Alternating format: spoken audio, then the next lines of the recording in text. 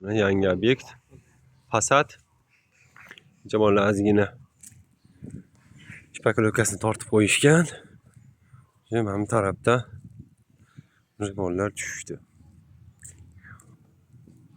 Sho'rlangan joylariga antisollarni surkadik.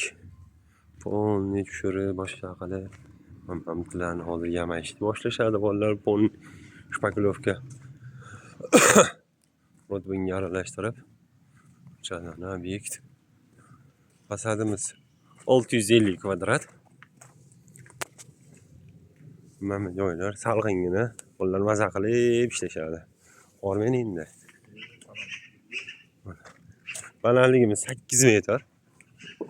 Bo'yi. Mana bu fasadlariga cho'r qilinadi.